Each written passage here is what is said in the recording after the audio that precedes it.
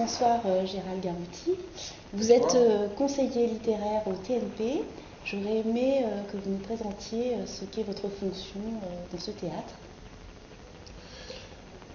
Ma fonction est conseiller littéraire et dramaturge.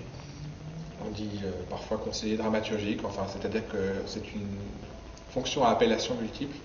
À vrai dire, l'enjeu principal, c'est d'être un passeur de sens, c'est-à-dire de tenter d'apporter des éclairages, des interprétations, des explications à partir d'un texte. Et c'est donc un travail de dialogue, de recherche, d'abord avec le metteur en scène. On est surtout un partenaire de dialogue. Christian Schiaretti a eu une fois ce mot d'ami, c'est-à-dire de quelqu'un avec qui on parle.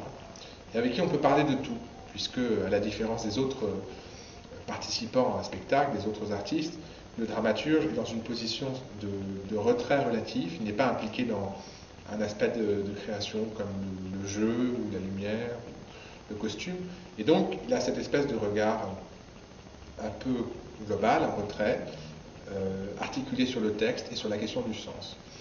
Donc cela implique aussi un dialogue avec évidemment toute l'équipe artistique, les comédiens, un travail de recherche, de disponibilité, surtout de disponibilité, c'est-à-dire de pouvoir être en écoute et en réponse à des questions qui vont de quel est le sens de tel mot, comment traduire tel mot, à qu'est-ce que l'absolutisme ou qu'est-ce que le tragique, et faut-il vraiment à cette époque-là employer telle notion. Voilà. Donc il y a tout ce travail-là, et puis il y a un travail évidemment d'accompagnement autour du spectacle, de conférences comme aujourd'hui, de rencontres, de débats, un travail d'écriture, un travail aussi par la suite éventuellement de reprise des traces. On écrit un livre sur Par-dessus bord, par exemple, en ce moment.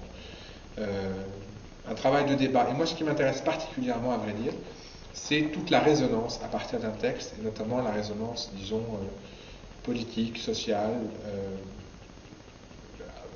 disons, les enjeux fondamentaux d'un texte.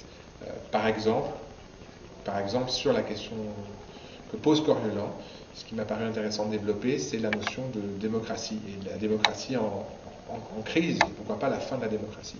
Donc j'ai organisé à ce propos des rencontres, des débats avec des philosophes comme Étienne Balibar, Alain Badiou, Mandine Krigel, des gens de théâtre, Jean-Pierre Vincent, Jean Lourdin, et l'idée c'est de faire croiser ces personnes qui ont des regards différents. Voilà.